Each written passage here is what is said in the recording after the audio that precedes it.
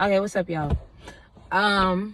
You guys I don't know if y'all did I ask? I asked y'all to ask me some questions so that I don't know, I guess we can spark up a conversation. So I'm not gonna waste too much time. I'm gonna just get right into it.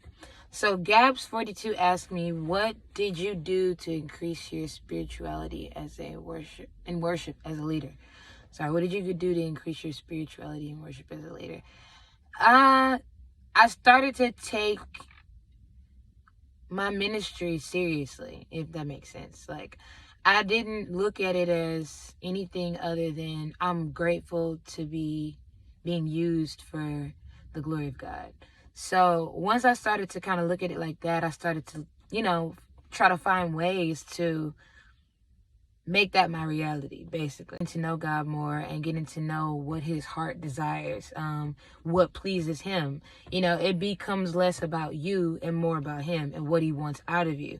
And it's a good thing to feel good about wanting to be used, but you don't want to make your entire worship experience, I believe that worship is a lifestyle. So you don't want to make your entire lifestyle about you, but as you grow, you'll start to want to make your lifestyle more about him. You'll start to deny yourself, what you think would sound good or feel good for you or, look good for you. And you'll start to do the things that would please God or to the best of your ability, of course. Use your discernment. But I guess, yeah. Okay.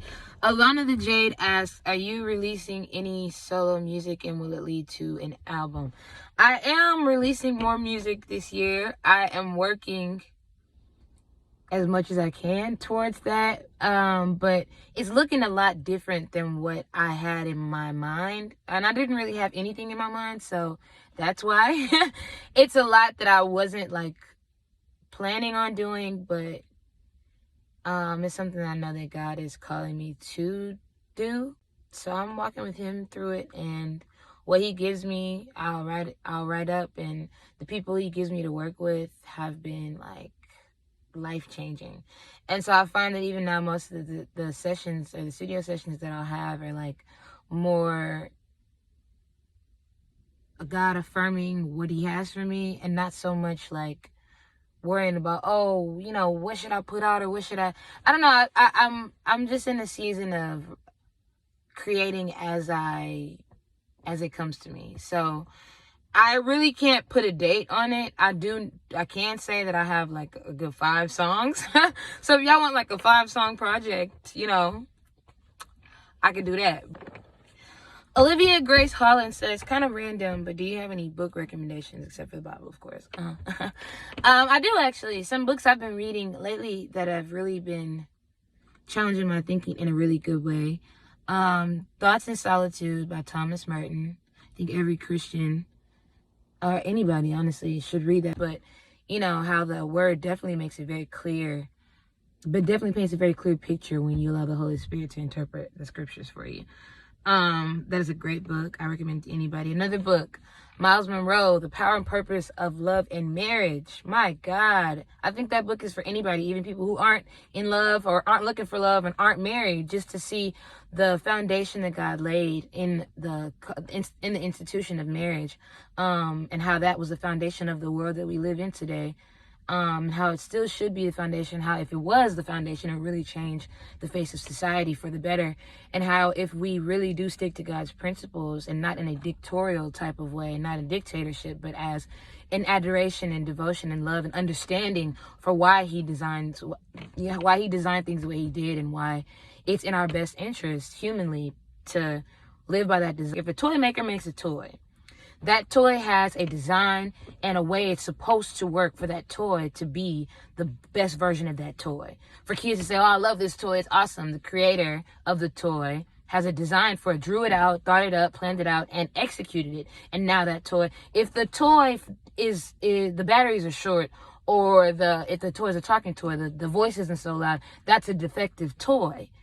So how to get the toy to work is you have to go to the instruction manual. If you're building furniture, how to build it the way it's supposed to be built, the way you've seen it built in the store and liked it so much when you went to build it, you have to go to the instruction manual. So the way these books really frame, a lot of these books, but not all of them, but the way that this book frames marriage and just God's design for a marriage, first with him, that will change your life, and then you'll find your Boaz, or what have you. If we don't read the instruction manual, it won't operate the way it's supposed to operate. So when we see the world in the state that it's in, it's because we're not operating as human beings the way we were designed to. And then God even is so good that he explains why we don't operate the way we're supposed to in his word. I'm always bringing it back to that. You should always read your word every day. But if you want answers, if you want clarity, it's all in there. He laid it all out. From Old Testament to New Testament. I know some people don't like to read the Old Testament. I don't know why. I love to read. All of it. It's all cohesive stuff. But anyways, I'm saying if you don't read the manual, you won't know why things are wrong and why you feel wrong. Because maybe you might be wrong. I don't know. I'd be wrong. So I'm just saying, it's not asinine. It's not ridiculous to think. Maybe we might have it wrong.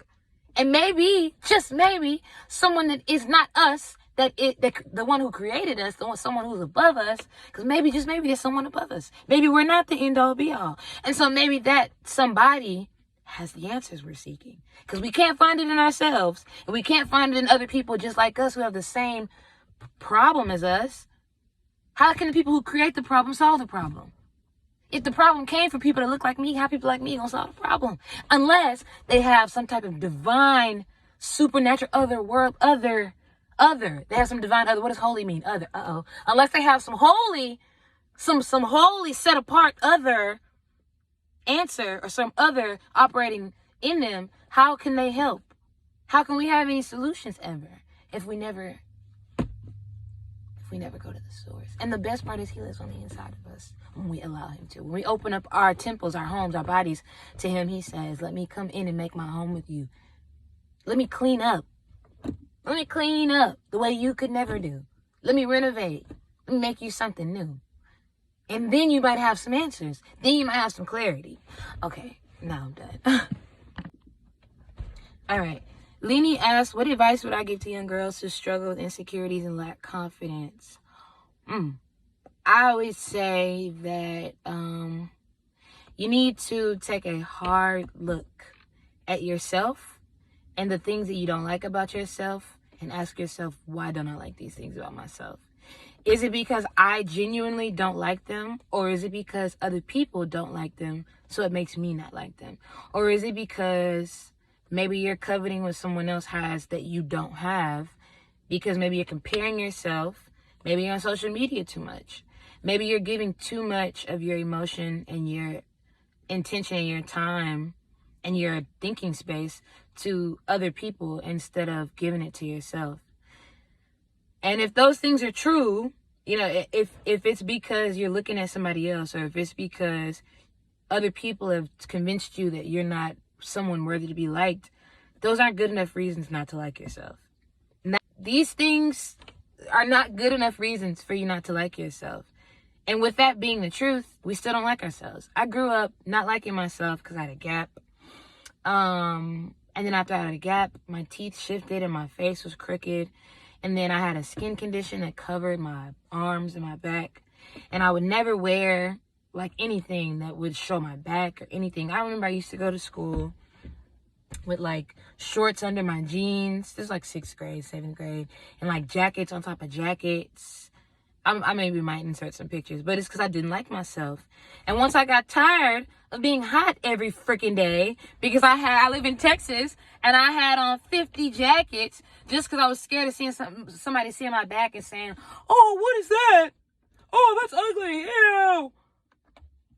It just wasn't a good enough reason for me to suffocate anymore. It just wasn't. So I had to go home and look at myself, and I had to really sit with myself and say, I don't have a choice. I have to accept the things about myself that I can't change. Change the things that I can. Change the things that I can reasonably. And thank God, just thank God that he made me uniquely me. I don't need to look like anybody else. I don't have to. That doesn't make any sense. If I was meant to look like somebody else, I'd have a twin. If I was meant to look like somebody else, we would all be the same person. There's not just one brand of person that's exceptional in the world. And because we were made to believe that, we think we have to fix our noses and fix our lips and fix our hips and our butts and whatever else. I just said whatever. And let's be honest. The reason we care so much about how we look is because we're worried about whether or not we're going to find our soulmate or whether or not we'll be able to fit in or whatever. I got okay with being by myself and looking at myself and saying, you know what? I like me and that matters. And beyond that, even if I don't like me, God loves me and that matters. Why does God love me? Let me try to figure that out. Maybe that's what actually matters. And the rest is just what the enemy wants me to. Maybe the enemy wants me distracted by vanity, by my looks, and how whether or not other people think I'm cute or not. You can't control what other people think. Newsflash. All Alliance asks, how do I find balance between private life, work life, and social media? Woo! That is a really deep question, but I'm going to try to answer it as quickly as possible. Through trial and error, number one. But I guess being like watched since you were like a little kid, I don't know about anyone else, but I hate that. I hate feeling watched. And I guess because maybe I used to be a little sneaky when I was younger, a little criminal. But I've always hated being watched. And actually the reason people always say like, oh, if you don't like the attention, what'd you get in this business for? You think you know, don't you, huh? But I got in this business because, maybe I'll talk about that some other day. But basically, when your parents want you to do something, you do it. So I did it. And also, when you can't really see any cons to being a minister, you do it. So for me, it was never about attention or like engaging with people. I've always been an introvert. That was never my strong suit. I like to be by myself. It was about, getting my parents off my back. Sorry, it just was. I was like, 10? Like, get off my back. I want to be left alone. And the only way to get that was if I, do what they want me to do, get on the camera real fast, I can go off to myself, close my room door, and they'll leave me alone. But actually, once it got a little serious, and I had to start doing, interviews and stuff. I was like, oh, I hate this stuff. But when your parents be like, you gotta do it, you just gotta do it. So until I became like an adult and became emancipated, I really didn't have a lot of balance. But how I got balance was my dad used to always take our phones. So I got used to not having a phone. I actually liked it because I thought phones were ridiculous. She's like, why don't you get on Facebook? I wasn't allowed to go out when I was a kid. I wasn't allowed to really have social media engagement. My dad didn't really believe in all that. It was just too much. And looking back, that was the right thing to do. So good on you, Dad. But so I never really cared to engage with people like that. So if it wasn't for TWG, talking to y'all and making relationships with y'all, people who I feel like are, kind of a like mind, I didn't really engage with people like that. And also because I realized I lived a very sheltered life, I kind of was scared of social engagement. So I don't like to spend a lot of time on social media, but I will because it's a part of my job, and even in real life, most people do not see me. I be at home. I like to go home. I like to get out the way, get out of people's face. You know what I'm saying? So it's pretty easy to balance because I hold my me time very sacred. I need that time to decompress, to learn, to grow, to figure myself out. I'm an internalizing type of person.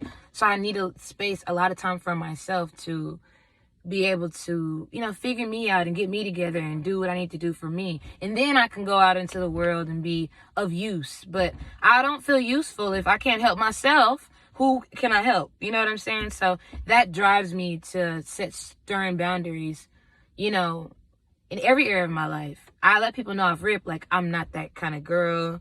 I don't want to be pulled on a lot. I need my me space. I make it very clear, And of course, as I get older, this might change, but I don't think so. I love being at home.